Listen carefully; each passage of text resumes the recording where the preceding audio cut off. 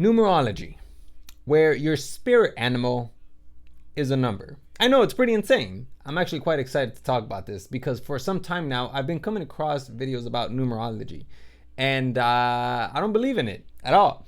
And you're gonna see why. But if you don't know what numerology is, essentially it's the study of numbers and their energetic influence on a person. Allow me to introduce to you guys Gary Grinberg, who has whispered to a number and the number whispered back. Now, this guy is heavily associated with Walter, Myron, Sneako, Zerka, all of these guys. And that's kind of how I learned about him. I learned about him because he was talking about numerology with Sneako, and I saw him performing it and I realized there's no math. You don't have to solve for X. Now you're probably sitting there asking why? Well, that's because it's going to create an equation. Why are you going to use physics to predict an outcome when you can have numerology just predict your entire destiny? So I'm going to go ahead and engage with his claims. So my thesis is that numerology has a very unstable foundation and can be effectively challenged via a bit of philosophy and mathematics. So let's go ahead and engage with his claim about the nuclear family. Numerology supports the nuclear family. Let me explain how. 1 equals male energy. Example, Myron is born on the 1st. Fresh is born on the 1st, and they both have a male-oriented, podcast. 2 is feminine energy. That's why bitch starts with B. That's why beta starts with B, and B is the second letter. So that is more of a feminine energy. Child is 3. So basically, when you have 1 plus 2, I know this is difficult math for a lot of people. 1 plus 2 equals 3. 3 is the childlike energy. Child starts with C. C is the third letter. So again, you see how it works. Now, here's the magic. 1 man, 2 woman, 3 basic is kid. 1 plus 2 plus 3 equals 6. 6 is the number of home and family.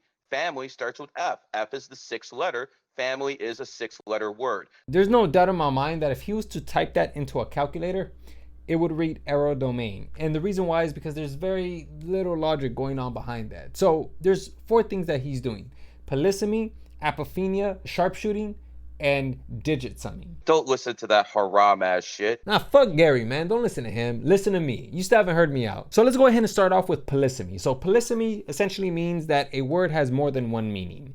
And in this case, the word bitch has more than one definition. And as you can see, there's very few meanings behind the word bitch. And if you take a look at woman, woman has only one definition, but multiple meanings. So why doesn't he use the word woman? Well, that's because he needs to be able to draw a link between the number 2 and whatever other word he's attempting to use to get his narrative across. And when you have a word that has multiple meanings, you have multiple opportunities to draw links, which now brings us to the next technique: sharpshooting, or more formally known as the Texas sharpshooter fallacy, where you can turn an oops into a bullseye.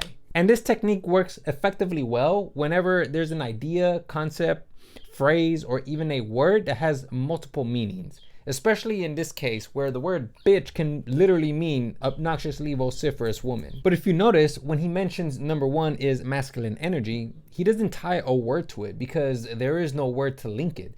If he links it to man, the letter M is the 13th letter of the alphabet. There's no way he can tie number 1 to the word man. Unless, of course, he applies polysemy and finds a word that starts with the letter A that also means man, then he can link the number 1 to that word. And then he'll commit the sharpshooter fallacy, where he'll start to draw data points around the letter A and number 1. Obviously, number 1 and A, they're the first symbol in their respective systems. He's going to draw a link to it and give it meaning. And if you continue to follow his reasoning, you will see that he creates patterns. For instance, when he does his equation 1 plus 2 equals 3, child has the letter C. C is the 3rd letter in the alphabet. That is referred to as apophenia. And when he combines pattern creation with the last thing that he's doing, which is digit summing, you get this science with quotations that is being balanced on an egg. So Gary's gonna drop another priceless gem of wisdom. So let's take a look to see if this is gonna cost me more than my 2 cents. And I remember it was September 11th. The first plane to hit the World Trade Center was Flight 11. The Twin Towers look like an 11 side by side. Both have 110 stories. I'm like, wait a second, what the fuck?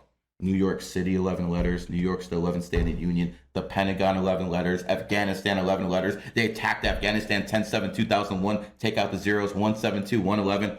Oh, okay.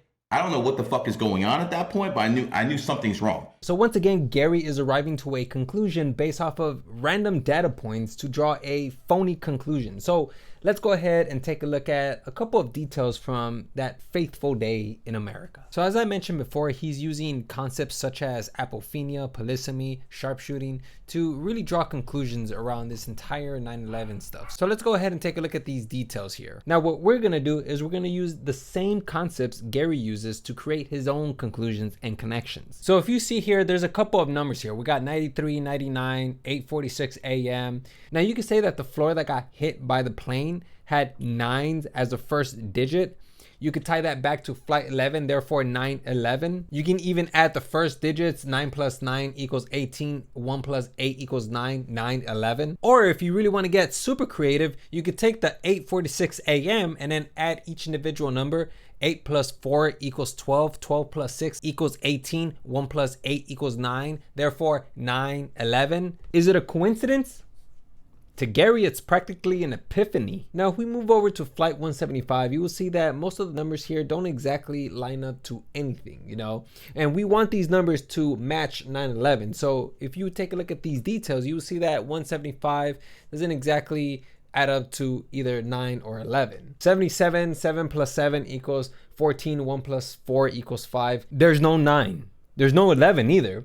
So we're gonna go ahead and avoid this one because we can't have facts ruining our fun. Now we have Airlines Flight 77. Now this particular flight is very interesting because we can definitely draw up some coincidences to kind of play around with. So we have the number 77. If you add 7 plus 7, it equals 14.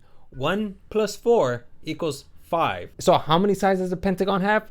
Of course, it has 5. So as soon as they inflated that wheel to that plane and it was able to run, it was destined to crash into the Pentagon. If any of this made sense to you, I want you to understand you are unbelievably powerful because in order for your brain to not only understand, but to survive this entire saga of nonsense, you have to have plot armor thicker than Naruto's. If they threw you into the script or narrative of Naruto, the show, you would practically come out invincible and they would have no choice but to kill off Naruto. All right, I get it, man. I'm just roasting numerology at this point. So, but the point that I'm trying to make is that like this, to me, is why it doesn't make sense because I understand what's going on when Gary's doing all of this, you know, the sharpshooting, the polysemy, all of that. I can understand why people can resonate with this and why they would buy into the service because believe it or not, rich people are actually buying into the service. Here's the fact of the matter, folks. People pay me from $800 to $1,800 to give them readings. So I really don't give a fuck what poor people think. The rich people believe in this. That's it. But ultimately, at the end, I do think that this is very ineffective. If you are like that type of spiritual person where you like to resonate with rocks, energy, numbers, or maybe even you see faces in pies or whatever, that's fine. But at the end of the day, man, I feel like your time would be so much more productive if you just focus objectively on the sciences that can tell you what we can look forward to. But nonetheless, yeah, I also want to go ahead and just give a quick shout out to Gary because he did kind of put Sneako in his place, which I thought was absolutely hilarious. But people who are 8s tend to grift religion. And if you've noticed this year, hold on. If you notice this year, there's a lot of people who are talking Christ is King a lot more than last year. If you guys don't know, to Gary at least, the number 8 means someone who grifts religion, like he mentioned earlier. And Sneako was born on the 8th. And so that would mean that he's grifting religion. And then here's another one too, which I thought was quite a classic. You would think with all that money you have and all that, Rolexes you want to give away online, you think you would like stop pimping your girlfriend on OnlyFans. Like you think you make enough money not to do that. But that's okay, brother. I mean, keep giving away those Rolexes, keep doing stuff like that. But, keep putting your girl out there so people can buy her for $10. I feel bad for Sneako. Let's be real, man. Like he's never going to be able to escape that status of being a cuck, you know? So anyways, I'm going to go ahead and leave it there, man. That's what I think about numerology. There's many more aspects about this that Gary touches on that I just don't want to go over. There's just way too many. But to put it simply, this is what I think about it. Let me know what you guys think. Leave it in the comment section down below. That's all I have for you guys. And yeah, hopefully you guys learned something today.